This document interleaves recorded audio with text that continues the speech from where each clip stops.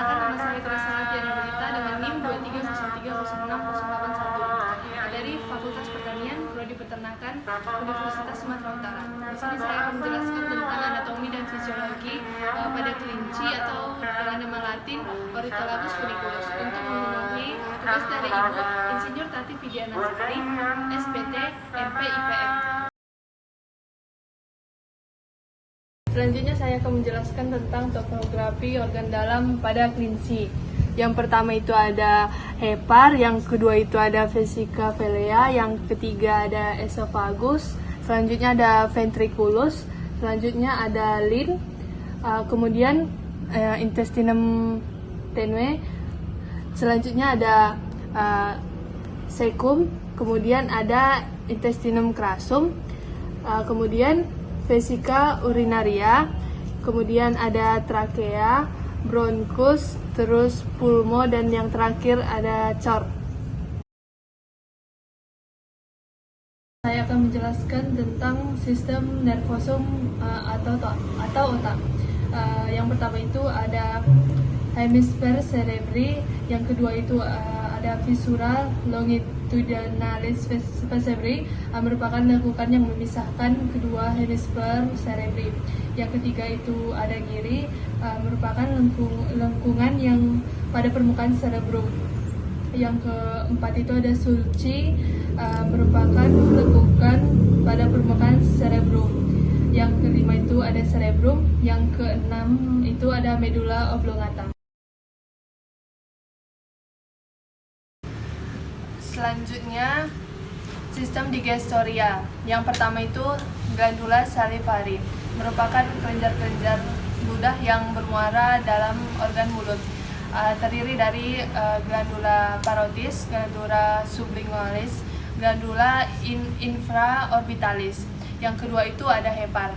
Hepar menghasilkan cairan empedu yang dihasilkan melalui ductus hepaticus. Yang ketiga itu ada vesica velea. Saluran dari vesica velea bergabung dengan ductus hepaticus menjadi ductus choledoductus yang bermuara ke krinal duodenum. Yang terakhir ada pankreas. Pankreas terdapat di antara duodenum, menghasilkan dua macam getah. Yang pertama itu enzim, disalurkan melalui ductus, ke duodenum. Yang kedua ada hormon, disalurkan langsung ke dalam darah. Selanjutnya saya akan menjelaskan tentang glandula digestori atau sistem pencernaan tambahan. Dimulai dari glandula salivari, kelenjar ludah yang bermuara dalam rongga mulut, terdiri dari glandula parotis, glandula sublingualis, glandula infraorbitalis. Kelenjar saliva membasahi pakan untuk memudahkan penelanan. Saliva pada ternak monogastrik biasanya lebih asam daripada saliva ternak ruminansia. Yang kedua itu ada hepar. Condong terletak di sebelah sisi kanan. Kemudian vesica velea. Dan yang terakhir ada pankreas. Terdapat di antara duodenum. Sistem sirkulasi darah pada kelinci. Perjalanan sirkulasi darah pada kelinci dimulai dari oksigen, darah yang mengandung oksigen yang masuk ke dalam pulmo dan disaring oleh pulmo. Kemudian darah yang berasal dari pulmo pertama kali akan masuk ke jantung di bagian serambi kiri atau anterium sinister melalui pembuluh darah vena pulmonalis. Kemudian diteruskan ke dalam bilik kiri dan dialirkan ke seluruh tubuh melalui pembuluh darah arteri. Setelah darah dimanfaatkan oleh masing-masing organ, darah akan kembali ke jantung di bagian serambi kanan atau anterium dexter, kemudian ke bilik kanan atau ventricle dexter. Di antara serambi kanan dan bilik kanan terdapat 3 kantung. Selanjutnya, darah yang sudah sampai di bilik kanan akan dialirkan ke pulmo melalui arteri pulmonalis. Darah yang telah dibersihkan oleh pulmo, kemudian CO2 dibuang melalui udara atau melalui mulut. Lalu hidung menghirup O2 dan dimasukkan kembali ke dalam pulmo. Selanjutnya, sistem pernapasan pada kelinci terdiri dari nares externus cavum-nasi, nares internus, glotis, laring, trakea. Trakea tersusun dari cincin-cincin tulang rawan. Bifurcatio trachealis merupakan percabangan dari trakea. Selanjutnya ada bronkus dan pulmo. Pulmo terbagi menjadi dua bagian, yaitu pulmo sinister dan pulmo dexter. Pulmo sinister terbagi menjadi dua lobi, yaitu lobus superius dan lobus interius. Yang kedua, pulmo dexter terdiri dari 3 lobi. Yang pertama itu lobus superius, lobus medianus, dan lobus inferius.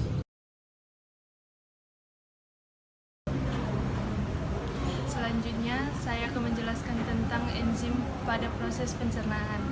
Yang pertama itu ada enzim pitialin yang terdapat dalam air ludah yang dihasilkan oleh kelenjar ludah. Fungsi enzim pitialin mengubah amilum menjadi glukosa. Yang kedua, enzim amilase dihasilkan oleh kelenjar ludah di mulut dan di pankreas, berfungsi untuk mengubah amilum menjadi maltosa. Yang ketiga, enzim maltase terdapat di usus 12 jari, berfungsi untuk memecahkan molekul maltosa menjadi molekul glukosa. Yang keempat, enzim pepsin dihasilkan oleh kelenjar pepsinogen yang terletak di lambung. Sekarang saya akan menjelaskan tentang sistem digestori pada ternak domba. Tractus digestivus terdiri dari yang pertama itu cavum oris atau rongga mulut. Terjadi proses pencernaan secara enzimatik.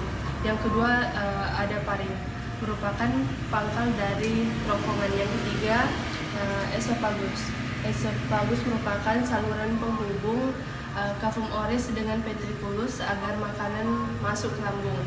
Yang keempat ada ventriculus. Ventriculus terdiri dari 4 bagian, yaitu yang pertama itu ada rumen. Rumen merupakan organ lambung yang berukuran hampir memenuhi rongga perut kulminasial sebelah kiri.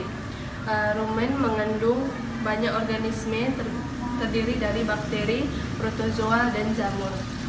Fungsi mikroorganisme rumen adalah membantu proses fermentasi makanan hewan ruminan yang berupa tanaman hijauan, sehingga dapat dikonversi dengan baik menjadi protein bagi hewan. Yang kedua ada retikulum. Retikulum merupakan penghubung antara rumen dengan omasum. Retikulum memiliki dinding yang dilapisi oleh epidel yang berlapis-lapis bersama dengan rumen. Retikulum membentuk gerakan kontraksi memutar untuk mengaduk dan mencerna makanan. Selanjutnya ada omasum, memiliki struktur epitel yang berlapis-lapis juga, namun berbentuk lembaran, berfungsi menyerap air, asam lemak tertentu, dan natrium. Makanan memasuki omasum secara perlahan sehingga penyerapan sari makanan juga bertahap. Yang terakhir ada abomasum. Abomasum memiliki struktur, fungsi, dan mirip dengan non-ruminansia. Di abomasum ini terjadi proses secara kimiawi. Di sini makanan dapat dicerna dengan lebih baik. Selanjutnya ada intestinum tenuum, memiliki struktur dinding yang licin yang terbagi menjadi 3. Ada duodenum berbentuk seperti huruf U. Yang kedua ada jejunum, lanjutan dari duodenum. Yang ketiga ada ileum. Ileum merupakan bagian intestinum tenue yang bermuara di cecum. Yang terakhir ada intestinum crassum. Intestinum crassum terbagi menjadi 5 bagian. Yang pertama itu ada cecum, yang kedua ada kolon, yang ketiga kolon transverse, yang keempat rectum kolon, dan yang terakhir ada anus. bakteri pada rumen. Yang pertama ada bakteri selulotik. Contoh spesiesnya Ruminicoccus albus, berperan dalam pencernaan, menghasilkan enzim selulase untuk menghidrolisis selulosa. Yang kedua ada bakteri hemiselulotik. Contoh spesiesnya Bacteroides luminocolar, berperan mencerna hemiselulosa. Dan selanjutnya ada bakteri amilolitik. Contoh spesiesnya ada Bacteroides amylophilus, berperan mencerna amilum atau pati. Selanjutnya ada bakteri proleolitik. Contoh spesiesnya Bacteroides amylophilus, berperan mendegrasi protein menjadi peptida asam amino. Selanjutnya ada bakteri ureolitik. Contoh spesiesnya ada Succinic fibron, berperan menghidrolisis urea menjadi NH3. Yang terakhir ada bakteri metanogenik. Contoh spesies Ruminotium, berperan menggunakan hidrogen untuk membentuk metan.